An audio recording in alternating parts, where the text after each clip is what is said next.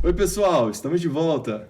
E esse episódio tá bem interessante para aquela galera que gosta de tecnologia e inovação, não é, João? Demais. Hoje a gente vai falar sobre uma atualidade, mas antes da gente entrar nesse assunto, a gente precisa fazer uma volta ao tempo. Lembra da aula de história, quando a professora falava sobre a primeira, segunda revolução industrial, quantas mudanças e rápidas a gente teve em cada um desses períodos para a gente chegar em uma indústria, que a gente vê hoje, né, Rubia? Sim, você falando aqui de voltar ao passado, foi um passado que passou rápido, né, João? Quando a gente pensa assim, no processo de evolução industrial, no que a gente tem na atualidade, apesar de ter existido aí muito estudo, muita pesquisa, foi um acontecimento rápido, né? Afinal, era uma exigência, né? A gente estava falando de um período de guerra que havia essa necessidade por agilidade, por inovações cada vez mais rápidas e, claro, isso tudo interferia e impactava no modo de viver. Mas agora a gente está falando de uma revolução que o que acho que incentiva, o que molda essa revolução é a necessidade por produzir cada vez mais e mais rápido, pensando na tecnologia que a gente tem hoje. E é aí que surge um termo que pode ser novidade para você, ou muitas vezes você já até ouviu, mas não entendeu direito o que é, e é por isso que o Bitard Podcast de hoje vai falar sobre a Indústria 4.0. Que é uma indústria que está causando aí uma revolução nos novos modos de produção e de interação. Então fique até o final dessa conversa, porque hoje nós vamos abordar então as inovações tecnológicas que têm transformado essa realidade e, claro, a gente vai falar sobre inteligência artificial e até a internet das coisas. Para você que está curioso para entender como é que funciona, a gente chamou 2 especialistas aqui para essa conversa para esclarecer cada um destes assuntos. A gente fala também sobre a automação avançada, como a tecnologia tem mudado as empresas e, consequentemente, os produtos e a maneira a qual nós estamos vivendo, e já dá para pensar onde é que a gente vai chegar.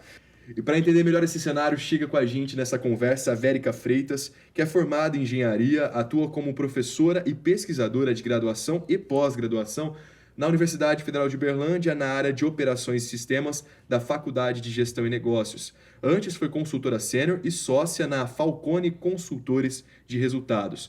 Dentre as áreas de atuação estão transformação digital, indústria 4.0, excelência operacional, gestão de cadeia de suprimentos, projetos e ainda mulheres em STEM, que a gente já vai abordar esse assunto que pode deixar muitas meninas na curiosidade. Muito bem-vinda, Vérica. Obrigada, uma satisfação estar aqui com vocês. Você também, Xandão? Já apresentou o Xandão. Já apresentou o Xandão. Tem um spoiler aqui. Seja bem-vinda, Vérica. Obrigada. E Xandão também. Então, como a Vérica já falou, estamos aqui com o Alexandre Campos, o Xandão.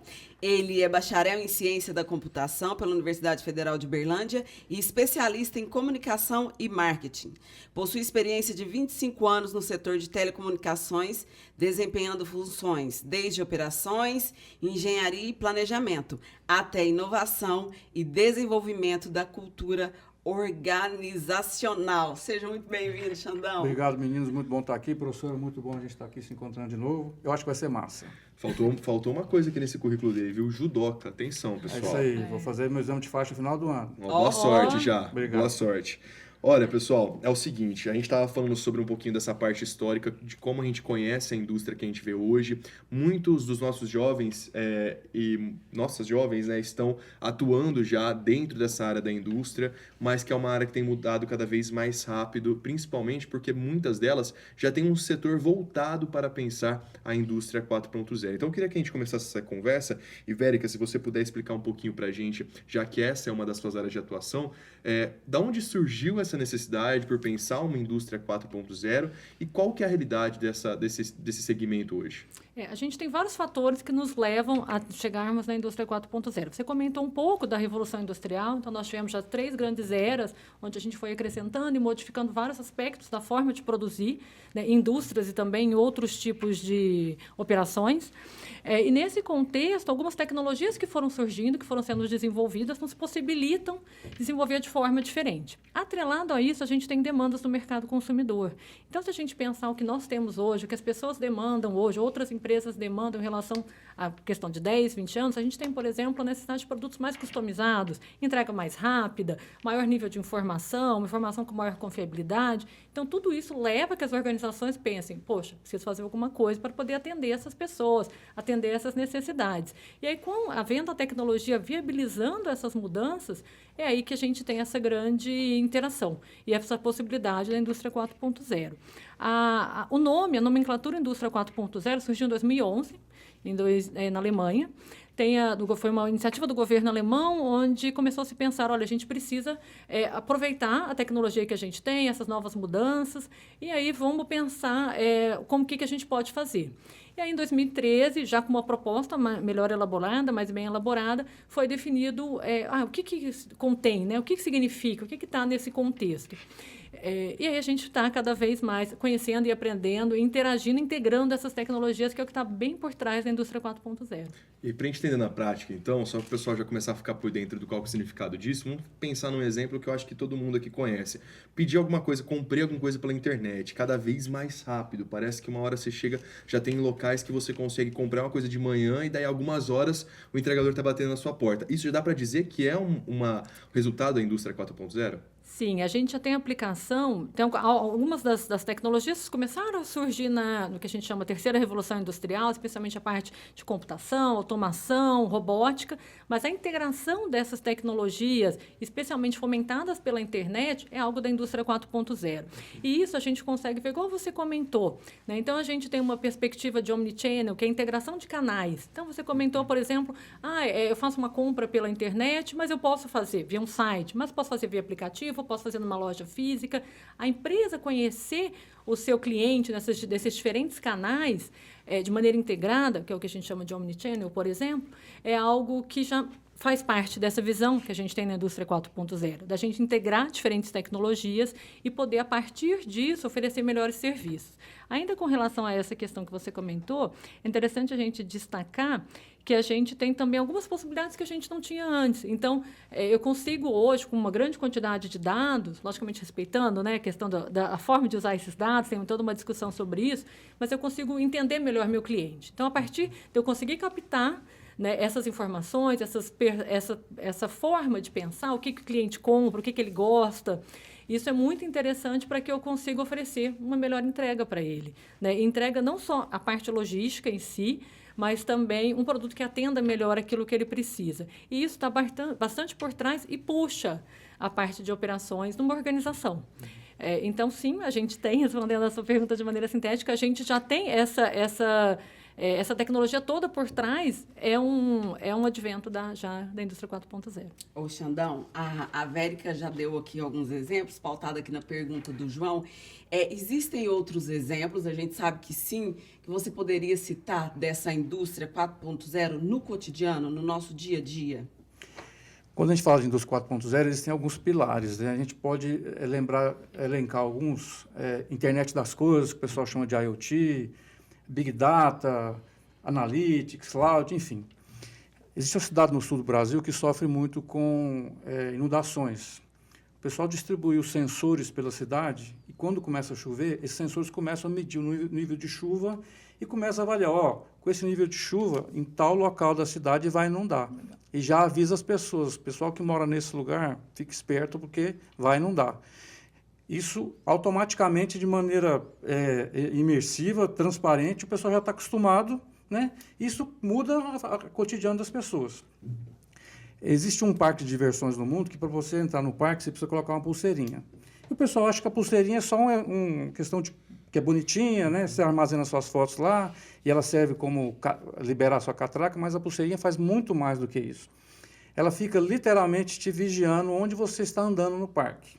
Então, ela sabe onde você comeu, onde você foi no banheiro, em qual brinquedo você ficou mais tempo, e ela pega todas essas informações de todas as pessoas que estão usando essas pulseirinhas para poder dimensionar o tamanho dos banheiros, os melhores locais de colocar o banheiro dentro do parque, o dimensionamento das lanchonetes, dos restaurantes. Então, o tempo todo eles estão pegando os nossos dados de maneira anônima, logicamente, né, para poder trazer uma experiência melhor para os consumidores dos produtos daquele parque de diversões lá. Aqui em Uberlândia, nós temos um shopping aqui que você, quando vai usar o Wi-Fi do shopping, Ninguém lê os termos de uso do Wi-Fi. Vocês leem quando vocês vão usar o Wi-Fi, aí tem um termo de uso de 10 páginas. Vocês leem aquilo? Uma letra pequenininha, né? Só clico sim, pronto. Lá no meio desse termo de uso está escrito assim, ó, a sua alma agora pertence ao shopping. Mais ou menos isso. Bem, o que está dizendo esse termo de uso lá? Está dizendo o seguinte, ó, a gente vai usar a sua localização para poder melhorar a nossa prestação de serviço para vocês. Bem, pode acontecer de você passar ao lado de uma loja e naquele momento que você está passando ao lado da loja, chegar uma mensagem para você e falar assim, olhe para o lado direito e ganhe 10% de desconto.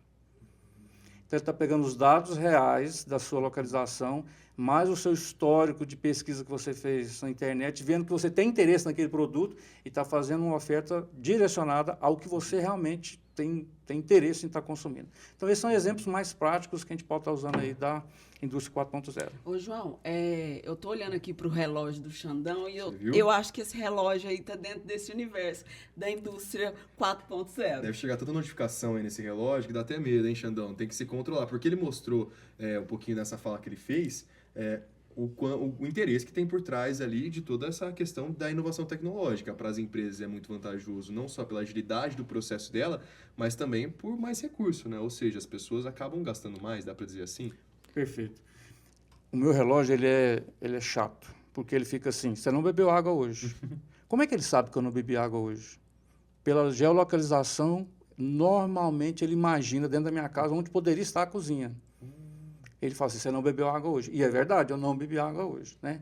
Então, você tem toda a razão, está inserido mesmo na questão da indústria 4.0. A gente pode pensar em vários exemplos aí. Vocês já entraram em algum site da internet para pesquisar um produto, e aquele produto começou a seguir vocês o resto da vida? Sim. Eu entrei no site do Efácio, né? E fui comprar uma panela, mas eu não comprei a panela. De repente, você entrou no site do Instituto Jobitar e está lá a panela piscando no canto. Você entrou no site do UOL, está lá a panela em cima, né? Você entrou no site da universidade, a panela continua te seguindo. Isso é um exemplo de eu estou vendo qual o seu interesse de consumo e estou sugerindo que você me consuma. É um outro exemplo de como que essa indústria tem mudado a nossa vida no dia a dia. Deixa eu trazer uma polêmica, então, para essa mesa. Dá para responder, não sei se é possível, e também se há alguma coisa que indica, mas eu já ouvi falar, agora não sei se é conversa ou se realmente acontece, que o celular ouve a gente. Então eu falo alguma coisa, comento e de repente aquela coisa começa a aparecer com mais frequência para mim. Isso acontece? Já tem algum indício ou não? Existem algumas maneiras de que isso possa ser feito, né? Se realmente é uma polêmica, né? Em alguns casos até um mito superdimensionado, mas existem algumas formas de que isso possa ser feito, né? Mas a principal maneira que isso acontece, né, nem é especialmente via a fala da pessoa, né, é via o que o Xandão comentou.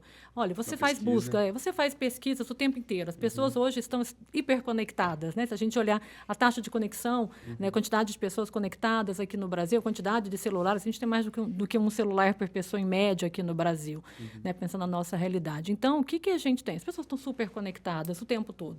Então, elas fornecem informações, querendo ou não, sabendo ou não. Tem como restringir acesso a isso? Tem, mas a maioria das pessoas não faz. O usuário padrão não faz, porque é trabalhoso, é chato, não é algo que a pessoa tem interesse. Então, ela está o tempo todo tendo esse tipo de troca. Às vezes, ela pensa, só estou vendo aqui meu Instagram, mas, poxa, o tipo de publicação que você vê, né, até tem nas mídias sociais hoje, uma opção de, não tenho interesse, já comprei esse produto, ele te oferece, porque ele consegue, os algoritmos conseguem perceber um tipo de comportamento. E esse tipo de comportamento tem a ver também com as suas características. Então, por exemplo, uma pessoa que gosta de Fórmula 1, ela tende a gostar, por exemplo, de produtos de determinada marca. Né? Por quê? Porque a gente vai padronizando, vai vendo alguns, lógico, que a partir do momento que você vai refinando e colocando, não tenho interesse, passando menos tempo para aquele conteúdo, você vai aprimorando. Né? O algoritmo vai analisando, fala, essa pessoa é, de repente, um tipo linha desse grande perfil que a gente tinha. Então, tem as ações muito mais do que essa questão de meu celular está me perseguindo, né? Está me vigiando. Né? Assim, tem possibilidade de que isso aconteça, mas é muito mais... Né? Eu sou do grupo que acredita que é muito mais pelo uso, realmente. Pela notificação. Né? Eu queria fazer uma sugestão. Vocês olharem os aplicativos de vocês que têm acesso ao microfone. Sim. E checar se realmente aqueles aplicativos precisam ter acesso ao microfone. Legal. Só isso que eu dou de dica. Agora, eu queria dar um exemplo aqui. Desculpa, Xandão, tem uma outra questão nesse sentido de localização também. Né? Tem vários que têm ali, localização, né, que vem já no padrão sempre ativo. Você fala, gente, mas por que esse aplicativo precisa da minha localização? né? E não só durante o uso, você consegue restringir esse tipo de opção, né? Legal. Assim como outras também. Ó, o meu reloginho acabou de falar, ó, ande por aí. Você está sentado há muito tempo. Não, tá agora aqui, você ó. não pode. Agora não. Agora não. Tem um determinado dispositivo que esse está explícito que ele ouve a gente, que é o Alexa. Vocês conhecem a Alexa, né? A Alexa, quando você vai instalar a Alexa, vai configurar a Alexa, lá no termo de uso vai estar dizendo o seguinte, ó, 1% de tudo que você falar será enviado para os nossos laboratórios. Então, cuidado com o que vocês fazem e falam Nossa perto Senhora. da Alexa. João, você tem uma, Eu né? tenho uma. Inclusive, Fica um no meu quarto, inclusive. ex-diretor da Apple desliga a Alexa à noite. Enfim, hashtag fica a dica. Mas para que eles fazem isso? Para poder melhorar a experiência. Olhar melhor o nosso tom de voz, o nosso timbre, o tipo de conversa que a gente tem feito, né? Inclusive, a minha Alexa, professora, veio com defeito. Eu estava numa reunião esses tempos atrás e eu gosto de colocar música no começo das reuniões, sabe? E eu tinha um pessoal assim mais rock and roll e eu pedi para a Alexa tocar Iron Maiden, sabe? Alexa, toque Iron Maiden. Aí a Alexa falou assim, quem gosta de Iron Maiden gosta de KLB. E começou a tocar KLB. Ah, você falou, não, nem, nossa. Aí eu falei, Alexa, toque Iron Maiden. Quem gosta de Iron Maiden gosta de KLB. E o pessoal da reunião morrendo de rir, né? E eu querendo quebrar minha Alexa. Aí uma pessoa da reunião pegou a Alexa dela e falou assim, Alexa, toque Iron Maiden. Adivinha que a Alexa dela tocou? Iron Maiden, ou seja, a minha veio com defeito. Não, Mas você gosta de KLB. Eu acho que você quer dar uma palhinha pra gente será ou não? que ela, a cada 10 palavras que você fala, 11 é você? Você conhece KLB, Então, né? entregou umidade. Então, provavelmente a Alexa estava escutando a minha filha, né? E ela entendeu que eu gosto de KLB, entendeu? Agora eu tô com dó da minha Alex, que me ouve cantar bastante. Você acha que 1% do quanto que eu canto lá no meu quarto tá lá com a Amazon agora, sendo Inclusive, estudado. a Alexa é um exemplo fortíssimo de automação de Sim. indústria 4.0. E é uma delícia, querendo ou não. Você poder apagar a luz deitado na cama, Isso é que eu ia legal o que você comentar, quiser. tem O que é outros, isso? né, que tem por trás a IoT, que eu já tinha comentado antes, essas várias funcionalidades que a gente vê, né, tem uma pessoa brincando, eu vou, vídeos na internet, alguém colocou algum tipo de automação na sua casa, a gente tem um grande exemplo no nosso dia a dia de uma possibilidade que a gente tem de uso, assim como nas organizações também, né, talvez não para fechar e abrir uma cortina, né, mas é o que está por trás essa possibilidade mesmo. Agora é torcer para a Alexa não ser fofoqueira, né? Porque imagina quanto de história que ela deve ouvir. Olha, agora falando sobre notificação, eu sei que o relógio do professor, ele ativa as notificações do bem. Quer tomar água, andar um pouquinho, mas vamos lembrar aquele episódio de educação financeira que as meninas trouxeram para a gente algumas dicas para a gente conseguir economizar mais. Porque pensando como eles têm moldado o nosso consumo, a gente fica atraído a todo momento. Seja pedir uma corrida por aplicativo, uma comida por aplicativo e tudo mais. E eu lembro que uma dica que ela deu foi justamente desligar essas notificações para tentar diminuir essa atração pelo consumidor. Então, o episódio, você lembra o número? Você que é a nossa especialista em episódios do Bitar Podcast. Não, esse eu teria que verificar. Mas o é só número. pesquisar lá. Educação financeira tem essas e outras dicas. Aproveitando, João, já vamos falar aqui onde a galera pode seguir a gente. E eu gosto da sua voz quando você fala os canais. Essa vai lá. notificação é a notificação do bem, então, viu? Você sabe que você pode continuar acompanhando todos os episódios do Bitar Podcast em todas as principais plataformas de áudio e também no YouTube. Mas quer ter um contato próximo mesmo com a gente? É lá no nosso Instagram, no @bitar.educação. Por lá a gente conversa, você fica sabendo das novidades, das atualizações e, claro, manda sua sugestão. Qual tema você quer debater aqui na mesa do Bitar Podcast? Fica esse convite, então, para você estar sempre junto com a gente. Não é não, Rubia? Muito Tá bem. feito o convite? Tá feito. Olha, aí eu queria continuar essa conversa porque o Alexandre me chamou uma atenção aqui no Xandão, currículo por dele. favor. Perdão, Xandão. Então tá feita a correção. Judoca Xandão. Olha, você me está aqui, ó, comunicação e marketing. Você, enquanto bacharel de ciência da computação, aí foi ali para uma outra área que é comunicação e marketing, essa aproximação de duas áreas que as pessoas acham que são diferentes, são mundos diferentes, mas acabam convergindo. E também sobre a questão da cultura organizacional. A gente vem de um preceito, assim, quando a gente pensa em indústria, a gente pensa em negócio, algo muito conservador até uns anos atrás, é uma coisa que tem mudado. É necessário ainda mudar essa cultura organizacional para incluir essas novidades, para convencer empresas que há uma tendência pela indústria 4.0 ou é algo que já está mais aceito? Como que está essa questão dentro das empresas? Eu acho que isso tem evoluído bastante nos últimos tempos. Eu sempre digo para os meus alunos, e todo evento que eu participo, é o seguinte: pessoal de tecnologia, vocês querem ter sucesso, sejam os melhores amigos do pessoal de marketing.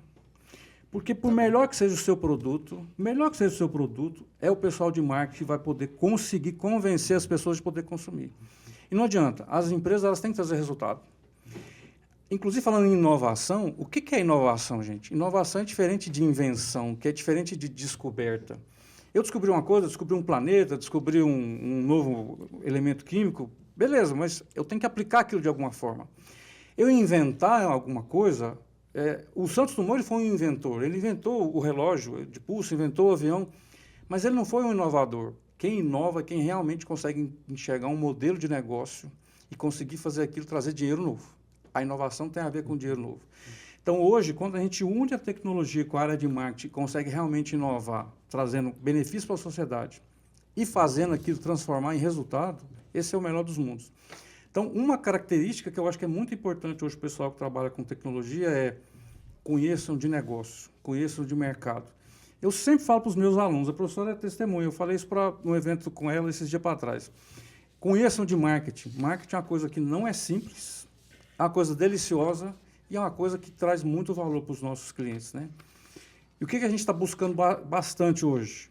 Não é o fazer o produto pelo produto, mas resolver o problema das pessoas.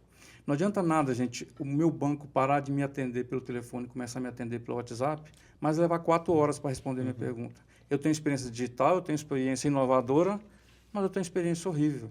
Eu quero mudar de canal sim, eu quero um canal mais legal e tal, mas eu quero ser melhor atendido. Olha aí. E pensando nesse contexto, acho que você já falou um pouco das relações profissionais envolvidas nesse novo ambiente que a indústria está se tornando, né? E aí, queria saber de vocês, vou começar pela Vérica, como o profissional pode se preparar para estar inserido nessa nova realidade? Porque, pensando bem, né, Rubi, pensando em todo esse contexto do trabalho, da vida profissional, da trajetória, há uma exigência cada vez mais rápido por um profissional cada vez mais qualificado, cada vez mais atento e cada vez mais com o perfil do Xandão, que é relacionando áreas, convergindo setores diferentes, áreas que por muito tempo não se conversavam, mas hoje estão convergindo. Então, Vérica, qual é a sua orientação, sua dica que você pode dar para esse profissional para se preparar nesse novo contexto? Então, tem vários aspectos. Um primeiro muito interessante que a gente vê, né? O Xandão vem da área de tecnologia, né? E aí a gente pensa muitas vezes que a gente tem um pessoal da área de tecnologia que fala, que legal, fiz um braço mecânico. Aí a gente olha para quê? Né? Isso precisa estar integrado ali no seu processo produtivo, precisa ter, e esse processo produtivo precisa entregar alguma coisa que faça sentido para o mercado. Então, a gente tem que ter pessoas que tenham essa visão do todo. Isso é muito importante, né? Que a pessoa consiga olhar e ter uma ideia do todo. Olha, por que minha organização funciona? Qualquer tipo de organização, a gente fala grande, média, pequena, em qualquer setor, né? Com fins lucrativos, sem fins lucrativos. O que a gente faz aqui? O que a gente entrega de valor? Né? Qual que é a nossa proposta? E como que a gente integra, então, esses recursos? E é isso que está por trás da indústria 4.0, essa integração de tecnologias. Ou seja, olha, que legal, IoT super legal, super, né? Eu sou muito fã de tecnologia, mas ela, por si só, como que isso faz sentido? Então, essa é uma coisa importante a se pensar. Quando a gente fala de preparação do profissional, tem uma questão, primeiro, né, que as pessoas falam, pronto, acabaram os empregos, o que vai ser da gente agora? Né? Aquela situação, aquele desespero até, né? Uma situação de desalento. E aí, igual o ChatGPT, que saiu muito agora falando, pronto, né? Não preciso fazer mais nada, não preciso nem estudar mais. E é justamente o contrário, né? A gente tem que entender que as tecnologias, elas são um meio, elas não são um fim. E elas não substituem a capacidade humana, o potencial humano. Então, essa é uma questão muito importante que é interessante a gente analisar sobre isso. Ou seja, eu tenho que usar como uma ferramenta. Né? Ela consegue cada vez mais tomar decisões com base em dados, de uma forma que você inseriu, né? Orientações, você fez aquela programação dela. Então, a gente tem que ter pessoas que têm essa capacidade crítica, de entender criticamente o seu negócio, o seu ambiente. Isso é um fator essencial. Fora isso, não tem como a gente fugir. A gente tem que estudar, né? Tem que sentar, tem que estudar, tem que entender as tecnologias, tem que entender como as áreas se relacionam, né? Cada vez mais, como eu comentei, tem essa integração entre diferentes áreas para a gente poder entregar para a sociedade. E a gente pensar nas organizações que promovem desenvolvimento econômico, desenvolvimento social, né, para a gente poder pensar nesse conjunto dessa forma. Então, o que eu vejo a pessoa gosta de ter determinada área, qualquer que seja, siga aquela área. Né? A gente tem oportunidade, possibilidade em qualquer área. Uma tendência que a gente vê alguns trabalhos que são muito repetitivos e muito operacionais, esses realmente tendem a ser substituídos. Né? A gente já tem visto essa substituição, algumas atividades. Pensar, o pessoal mais jovem não vai conhecer, a gente tinha, por exemplo, uma pessoa que apertava o botão do elevador, né? O ascensorista. A gente ainda vê, volta e me entra no prédio e fala, nossa, uma espécie rara, né? Ainda é muito pouco. Mas, mesmo se a gente pensasse antigamente, era algo assim, né? Raciocinar se era necessário ou não. Com todo respeito ao trabalho, né? Mas a gente sabe que, poxa, essa pessoa teria capacidade e potencial de fazer uma outra atividade que ela consiga se desenvolver mais plenamente, né? Que é uma atividade que a gente consegue fazer de forma mais operacional. Então, as pessoas têm que pensar, poxa, eu gosto de determinada área, eu gosto de determinado assunto. Estude isso, né? Seja muito bom nisso. E pense e tenha essa visão de como essa sua área se integra a outras áreas e como que isso pode contribuir para a sua vida, para as organizações. Eu lembro do meu ensino fundamental, ensino médio, o quão era o terror das aulas de história, geografia, quando o pessoal começava a falar que os empregos iam ser substituídos por máquinas. Quando chegou o primeiro supermercado lá na minha cidade que tinha o caixa automático, que você passava suas compras, nossa, era um terror. As pessoas achavam que ia faltar emprego para todo mundo, e a gente vê o quanto que cresceu, por um lado, algumas funções substituídas, mas por outro, novos cargos, novas funções. Quando a gente pensou que a gente teria piloto de drone há uns anos atrás, isso já é uma tendência, uma novidade, a pandemia revolucionou bastante, né? Mas ainda pensando no profissional inserido dentro da indústria 4.0, Xandão, queria que você falasse um pouco desse seu currículo. Você começou ali na ciência da computação, sentiu essa necessidade por se aproximar da comunicação e marketing. Então, da onde veio, da onde você surgiu esse interesse por essas duas áreas para o lugar que você está hoje? Como a professora Vérica falou, a gente tem algumas atividades mais operacionais que elas tendem a ser substituídas por robôs, por sistemas automatizados. E, com isso, cada vez a prestação de serviço que a gente faz ela vai ficar um pouco mais complexa. Então, hoje, o profissional do mercado ele está sendo exigido que ele seja um resolvedor de problemas complexos. Para a gente poder ser um resolvedor de problemas complexos, a gente tem que conhecer de vários temas, né? E, como eu falei, cada vez mais a gente tem que olhar mais a necessidade do nosso cliente. Então, conhecer de mercado, conhecer de negócio é extremamente importante. Mas, independente da área que você escolheu a área de marketing, escolheu a área de engenharia, escolheu a área de ensino, seja que for, você tem que ser excepcional naquela sua área. E, para poder enriquecer cada vez mais essa sua excepcionalidade, é interessante você conhecer as demais áreas. No meu ramo de trabalho, que é tecnologia, eu entendi que era muito importante eu estar falando a linguagem de negócio. Então, para mim, foi fundamental eu ir lá e conhecer um pouquinho mais de marketing, conhecer mais um pouquinho de Customer Experience, que são alguns buzzwords que o pessoal vive falando aí, né? CX, UX e assim por diante. Então, a empresa que eu trabalho, ela está o tempo todo escutando o cliente para poder ver o que a gente faz de diferente para poder trazer mais valor para ele. Inclusive, vou dar um exemplo para vocês no ramo de telecomunicações, bem direcionado aos cases aí de indústria 4.0. Vocês dois alguma vez no celular de vocês, já usaram aquele aplicativo que chama Speed Test?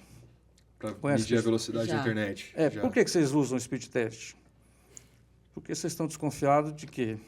De que a velocidade não é aquela contratada. Que a sua operadora não está entregando o que ela prometeu, não é verdade? Estou desconfiado, seja no 4G, seja no Wi-Fi da minha casa, eu estou desconfiado que está com algum problema. Ou está com algum problema mesmo, ou a operadora me vendeu 600, está me entregando 50. Né? O que as operadoras estão fazendo hoje? Ela está pegando o resultado de cada speed test nosso, logicamente preservando os dados do usuário de maneira anônima, e falou assim, ali, naquela cidade, naquela região ali, o resultado está ruim, provavelmente nós estamos com algum problema na fibra ótica de lá, ou estamos com a torre do celular lá com algum problema.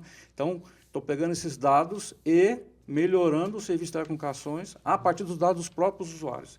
E a operadora faz mais do que isso.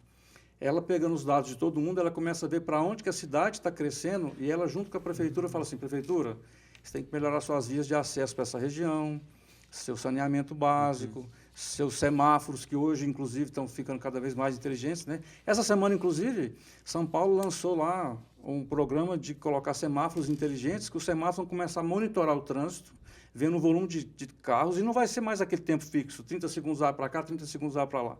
De acordo com a quantidade de carros, ele vai se alterando o tempo. É um outro exemplo prático de indústria 4.0. Até que enfim, né? Pensando nessa agilidade. Sim, e é uma questão interessante, porque muitas vezes a gente pensa, né? O Xandão acho que você deu dois exemplos que são do nosso cotidiano.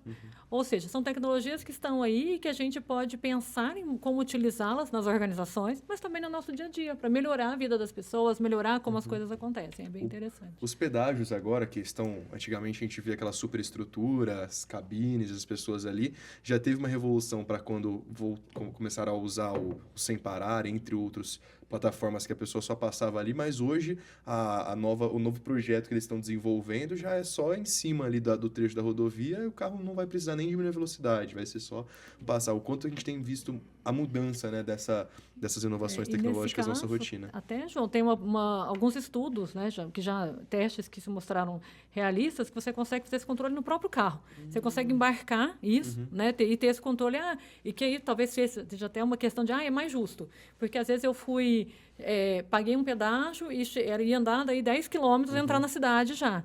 Então, com isso, você consegue ver, a pessoa andou, na verdade, 110 quilômetros, então ela não pagaria aquela taxa específica daquele pedágio, pagaria proporcional. Né? Então, já tem estudos também, né, ao redor do mundo nesse sentido de que, poxa, vamos ver como é que está essas outras formas de se fazer, né? Ô, João, você sabia, falando dessa coisa do cotidiano, você sabia que tem geladeiras inseridas nesse universo da indústria 4.0? Como é que funciona isso? Ela tem os sensores, né?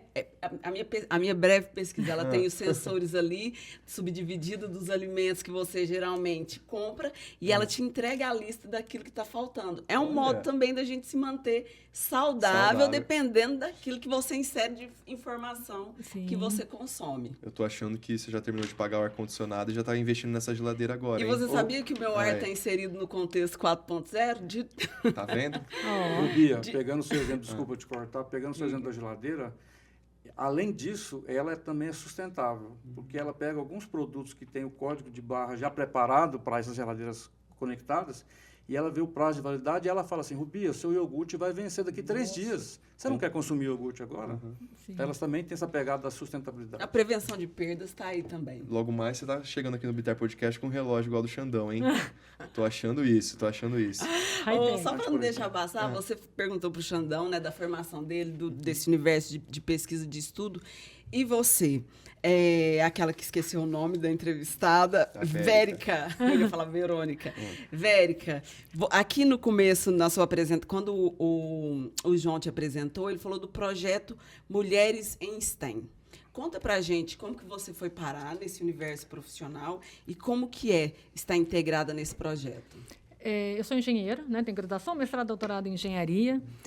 E eu sempre, quando eu estava ainda no colégio, eu sempre gostei muito de matemática. Quando comecei a estudar física, adorei física, mas não me pensava engenheira, né? Aquelas conexões que, às vezes, justamente pela, talvez, falta de referência, né? De não ver outras mulheres, de não ter... não tinha, né? Não tenho engenheiros na família, nem engenheiras.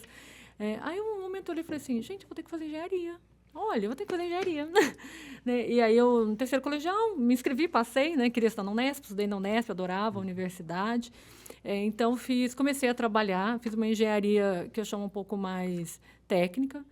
E aí, já no final da engenharia, especialmente muita facilidade em números, né, comecei a migrar um pouco para essa perspectiva. Comecei a trabalhar, né, estágio, depois entrei em 2 programas trainees, mas comecei a trabalhar nessa associação um pouco que o Xandão falou, na parte técnica de engenharia, mas já em negócios. Então, você começa a trabalhar com o processo produtivo, mas tem a questão do custo, e como que esse custo chega no mercado, se é viável ou não, né? Porque assim, você pode ter seu custo, sua margem, mas o mercado paga aquilo, você não paga, você tem que voltar no seu processo e melhorar esse processo. Então, assim, comecei a ter essa integração, e aí foi assim que eu parti, né, trabalhando nas organizações, parti para fazer mestrado e doutorado em engenharia de produção, que é uma área que tem bastante essa associação de operações, de engenharia, a parte bem técnica, mas muito com essa visão também de mercado, de integração e interligação. Né, fiz mestrado e doutorado trabalhando, e então eu tinha esse conjunto, essa visão. Né? Vamos fazer uma ciência aplicada, uma ciência que possa servir para as organizações. E aí, quando eu estava nessa realidade, muitas vezes a gente não percebe. Depois de um tempo que você para e fala, poxa, em várias reuniões que eu estive, em vários momentos que eu estive, como líder de equipe, eu era a única mulher. né? E eu estava ali num grupo de muitos engenheiros, né? E às vezes pessoas de outras formações, computação também, né? Mas muito pessoal de exatas. E mesmo quando não, você está numa posição, né? Num nível já na organização, no trabalho, que você encontra muito poucas mulheres. E aí você começa a pensar, fala, poxa, isso não faz sentido, né? Não faz sentido. A gente conhece várias mulheres que têm muita capacidade, né? Como todas as pessoas têm de se desenvolver, que têm experiência, que trabalham com isso. E aí você começa a analisar aqueles fatores e fala, existem outros fatores, desde a mais tenra idade das meninas, que vão afugentando meninas de algumas áreas. E aí, dentro das organizações também, o pessoal às vezes fala, mas aí, você fez. Fala, mas pensando agora, poxa, eu não acho que todo mundo tem que ter o meu estilo, né? E talvez tenha feito muito mais que outros homens na mesma posição que ele para estar naquela posição. Então, quando você para e pensa, poxa, sempre estudei muito mais, né? Sempre fiz muito mais. Não desmerecendo o trabalho, né? Mas há uma cobrança não equilibrada, né? E é um número não desequilibrado. E vários estudos demonstram, falando de inovação, que a gente ter diversidade nas organizações é muito importante. A gente traz vários resultados para as organizações, né? Então, além do... isso é correto, socialmente correto, né? Faz todo sentido. Mas, além disso, a gente tem também essa importância de trazer essas outras perspectivas para as instituições, para as organizações. Já teve até alguns casos, no começo, né, as organizações começaram a pensar, tinha alguns estereótipos bem ruins. O pessoal falava assim, a gente tem que colocar algumas indústrias, por exemplo, de produtos de limpeza. A gente tem que ter mulher aqui na equipe, né, porque é a mulher que cuida disso. Gente, não é esse sentido. Em várias outras áreas, as organizações começam a perceber que essa visão diversa, né, que as pessoas com diferentes realidades, diferentes perspectivas, a gente consegue trazer inovação, consegue trazer coisas novas para a empresa. E, muitas vezes, atender outros públicos, justamente porque a gente não conhecia aquelas pessoas, a gente conhecia aquele mercado, né? A gente não tinha aquela perspectiva. Então, a gente vê isso também numa situação que a gente fala, poxa, a organização nunca tinha pensado na necessidade de ter uma rampa até ter um cadeirante.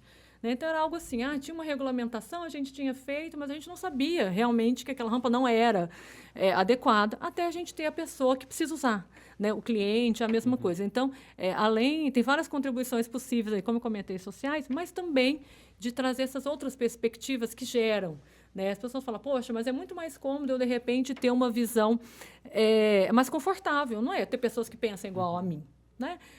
Mas, por outro lado, isso propicia menos interação, menos troca, menos ideias novas, e que pode contribuir muito para a organização. E pensando nessa fala da Vérica, Xandão, como a cultura organizacional pode contribuir para esse segmento que ela falou, para esse ambiente, não só saindo um pouquinho dessa parte técnica da operação, mas para todo esse trabalho desenvolvido, ou seja, o relacionamento com a equipe, todo esse trabalho desenvolvido ali no ambiente de trabalho? Eu vou te responder dando um exemplo prático e real.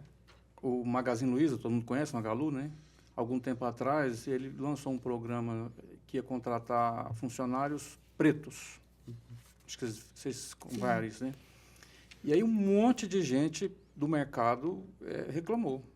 Tanto pessoas pretas, achando que estavam expondo, não sei o quê, quanto pessoas brancas, dizendo que era um preconceito trocado. E a Luísa Helena, ela falou assim, gente, sim, a questão de inclusão, lógico, mas a grande maioria dos meus clientes são pretos. E 90% dos meus funcionários são brancos. Eu simplesmente quero gente aqui para pensar diferente. Pensar como os meus clientes. Então, quando a gente fala de cultura, quando a gente fala de engajamento cultural, a gente tem que pensar em fazer as coisas diferentes, olhando o que realmente importa para o nosso cliente. E não é fácil. A gente fazer as coisas diferentes não é fácil. Quero fazer uma pergunta para vocês dois. Vamos supor que vocês acordaram sentindo mal e tem que ir no médico, eu não estou muito bem. E vocês ligam para poder conversar com o médico de vocês, o médico de vocês não está disponível, ele só pode atender daqui a um mês. Você não posso esperar daqui a um mês, não. E aí a secretária falou assim, o médico não pode atender vocês, mas a gente tem um Dr. Bling aqui. Quer consultar com o Dr. Bling? Dr. Bling? Como assim? O Dr. Bling?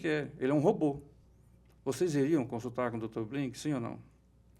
Inicialmente, eu acho que não. Eu procuraria um outro médico, mas... Eu acho que eu iria com uma certa desconfiança, mas dependendo do nível de urgência, ia ser o Dr. Blink mesmo. Então, e se eu falar para vocês que hoje os problemas mais comuns, mais simples, uma gripe, um diagnóstico de uma catapora, os sistemas automatizados já conseguem fazer com tanta competência quanto o médico de corpo e alma. Então, quer dizer que os médicos vão perder o emprego deles? Não, gente. Lembra, cada vez a gente está resolvendo problemas mais complexos. A gente vai ajudar os doutores Bling da vida a poder resolver aqueles problemas mais simples. Por consequência, eles também vão ajudar os médicos a poder resolver alguns problemas que eles não estão enxergando e todo mundo vai conseguir trabalhar para poder trazer uma sociedade melhor. Então, João, a gente está cada vez mais pensando em mudanças comportamentais, mudanças culturais, olhando aquilo que realmente faz diferença para o nosso cliente. Ô, Xandão, pensando no Dr. Bling, para chegar até o Dr. Bling precisa de investimento, de muita pesquisa também. A nível do Brasil, como que anda o investimento nessa área da indústria 4.0? A gente tem alguns dados que mostram que o Brasil está pensando em termos de indústria, né? Depois a gente pode falar de outros setores, mas pensando em manufatura realmente, a gente tem 2 dados não positivos, né? O primeiro, a gente tem tido uma redução, uma retração do nosso parque industrial. Então, a gente já teve determinados momentos que a gente tinha um parque industrial, indústrias realmente, em maior número, maior representatividade em termos de PIB. Isso é desfavorável porque a gente tende a ter uma produção do país, né? Pensando no país como um todo, de itens mais básicos. Itens mais básicos têm menor valor agregado. Né? Então, a ideia é que a gente consiga ter uma indústria que produza itens diferenciados, itens que são trabalhados, processados. Né? Ou seja, vamos dar um exemplo, uma chapa de aço, eu entrego ou aço puro em relação a um carro, por exemplo. Né? Uma coisa bem...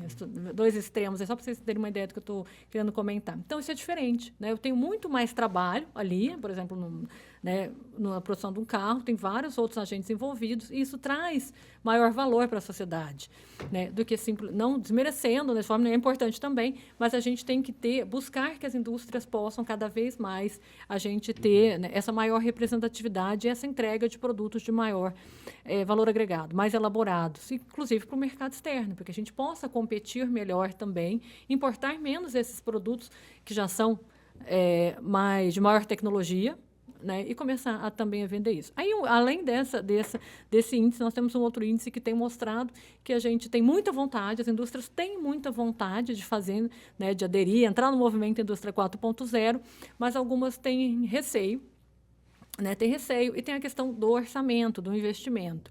Né, de se pensar, poxa, será que vale a pena? Eu tenho que fazer? A gente teve uma grande mudança em relação a essa perspectiva em diferentes setores, inclusive da saúde, que o Xandão comentou, isso foi bem marcante.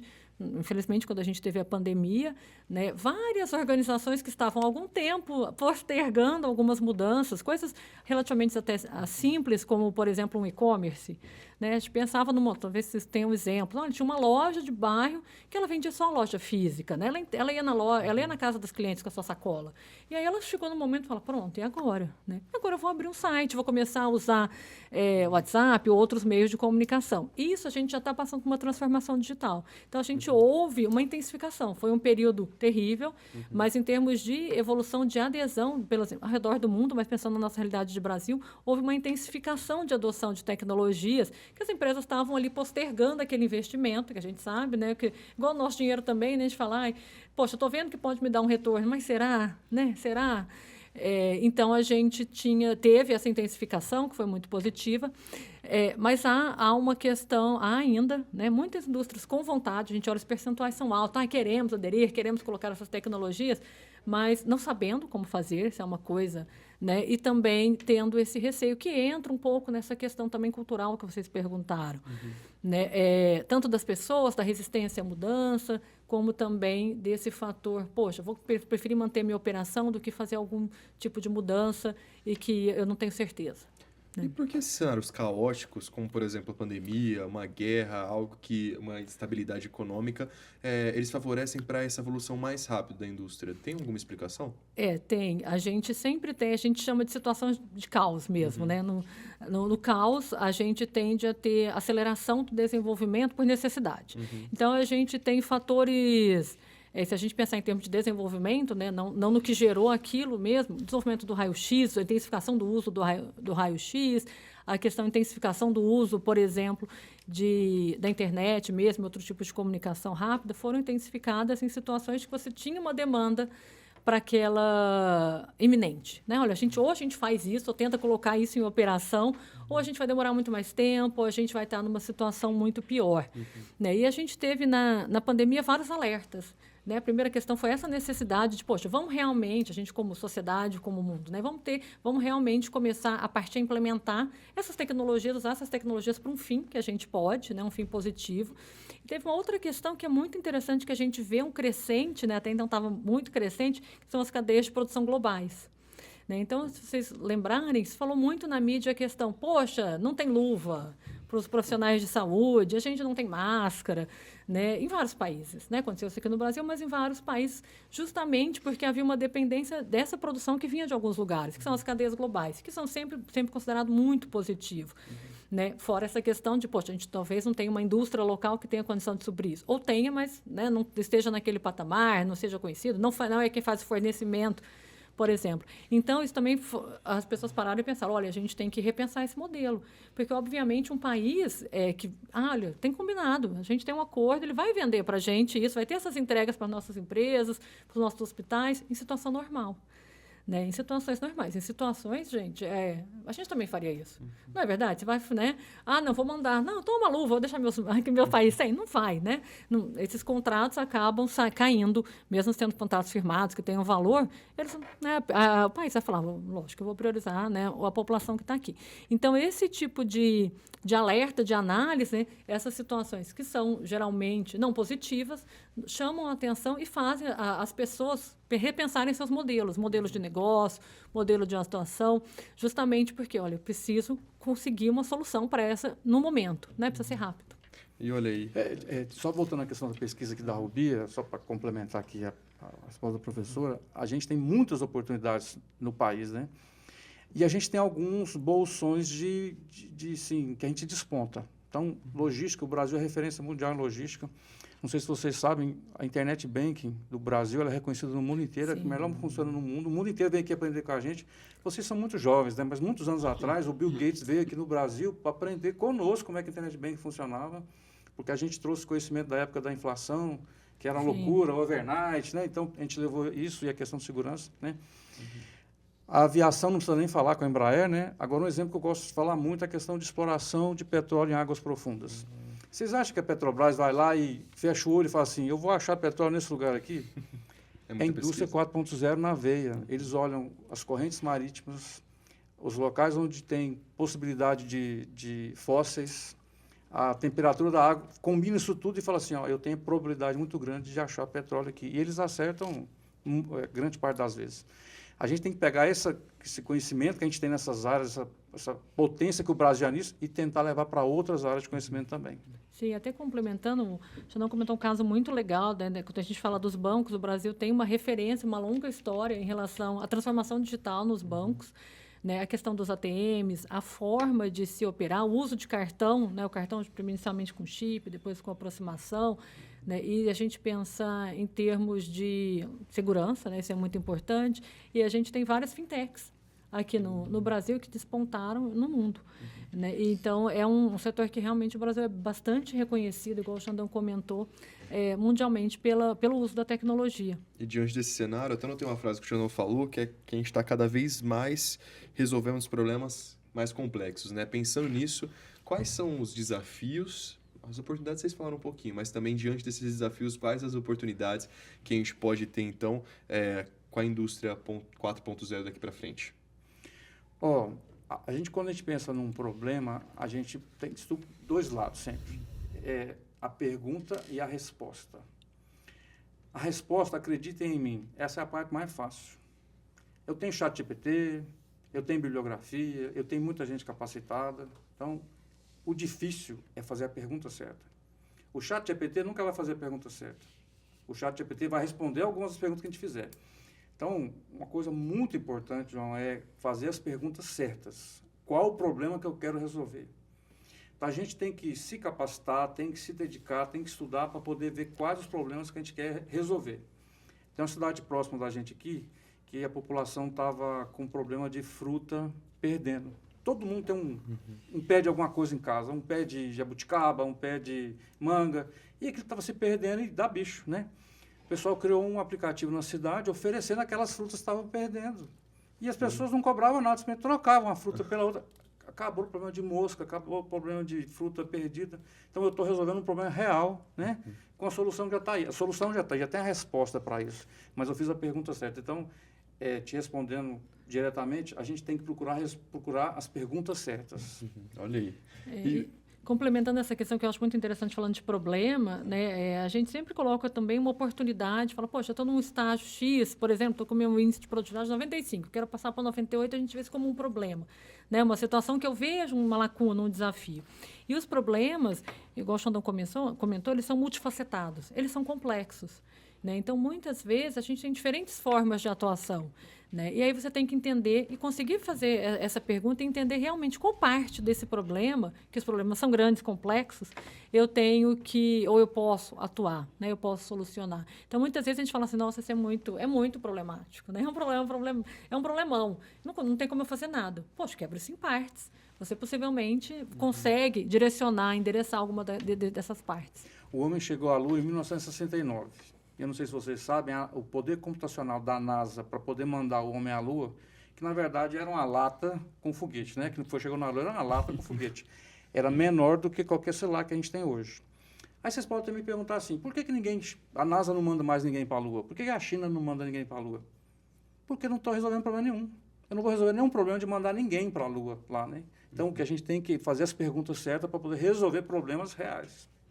E aí, que aprendizado, disso, hein? Que aprendizado. Ô, João, pelo que eu entendi, a indústria 4.0 ela é muito benéfica. Existe alguma desvantagem? Olha...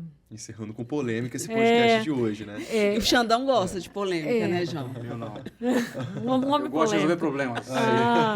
Então ele... tá vendo? Arruma um problema, polêmica para resolver.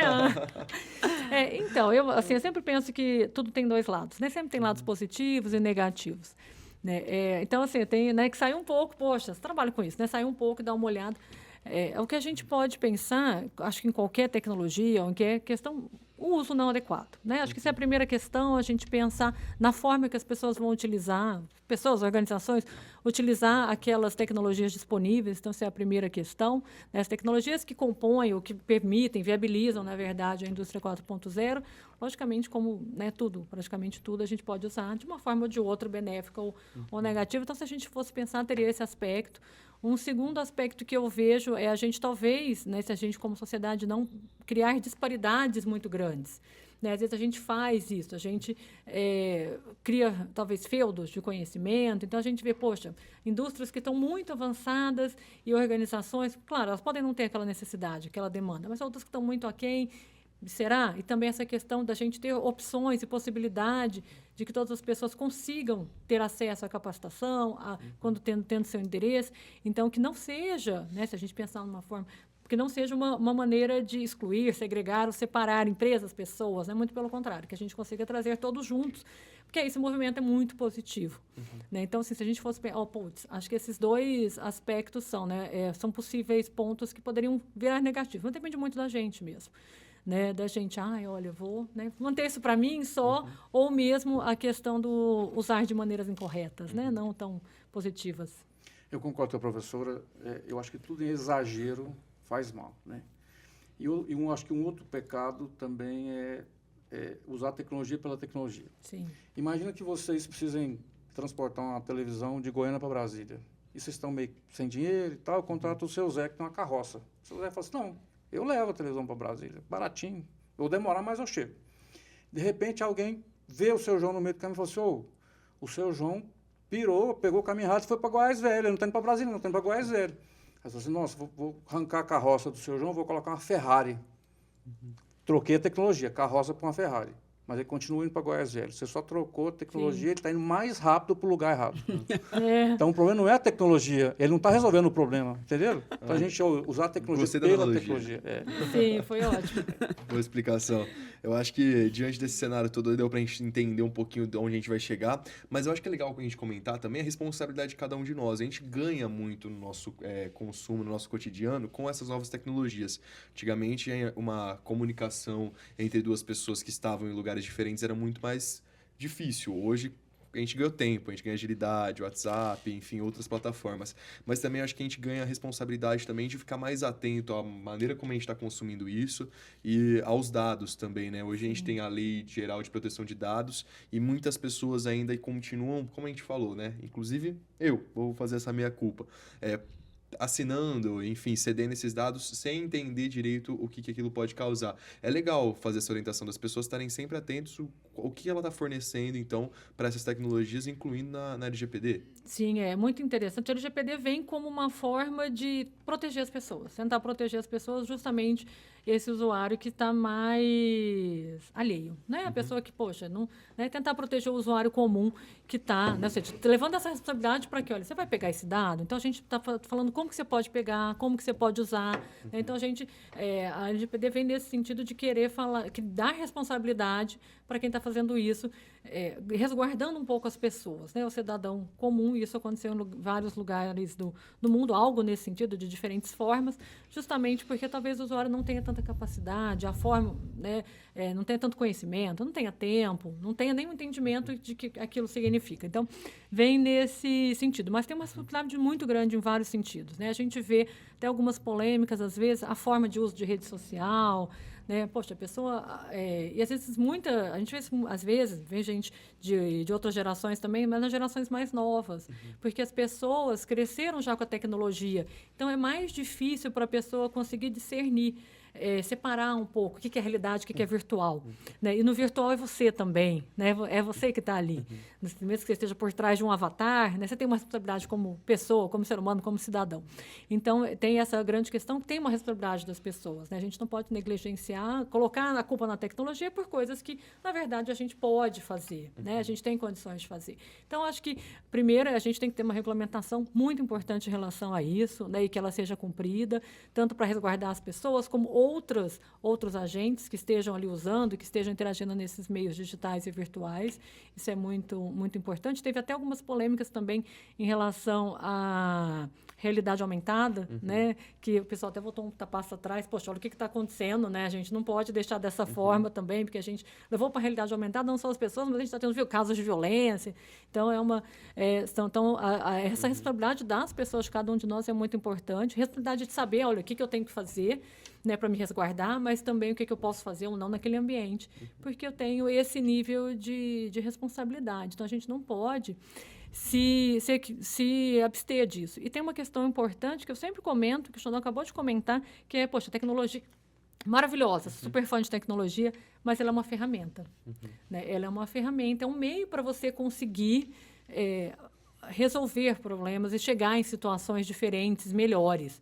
Né? Não é um fim em si mesmo e sua vida não está relacionada àquilo. Ou seja, você tem que conseguir viver sem aquilo de alguma forma. Né? É muito mais fácil? É muito melhor? É. Mas você tem que conseguir, né, existir de uma forma independente, né? A sua essência, principalmente. Um plano B, né? Sempre, né? Xandão, concorda ou quer entrar em alguma polêmica hoje? Não, por hoje já deu? Concordo plenamente. Inclusive, pegar um gancho no negócio que você falou aí. Novas profissões, né? Uma coisa que está crescendo muito é a questão da curadoria. Sim. A gente tem muita fake news, tem muita informação enviesada, e para isso as empresas, os negócios, as organizações não governamentais colocam pessoas para poder estar curando os dados, conferindo, checando, né? E muitos de nós hoje nós somos curadores de informações dos grupos de família. Ou na família de vocês, eles não ficam, a tia do Zap não fica mandando fake news. Você imagina eu, enquanto jornalista, como é que fica essa Nossa, situação?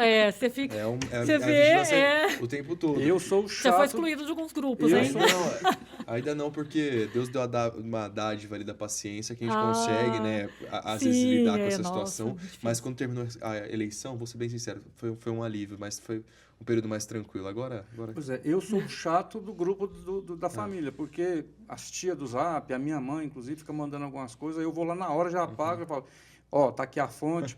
Aí, esses dias, minha mãe colocou um vídeo lá, bastante, assim, interessante, mas claramente falso. Fui lá, apaguei e falei, mãe, isso é falso. Ela foi lá e publicou de novo.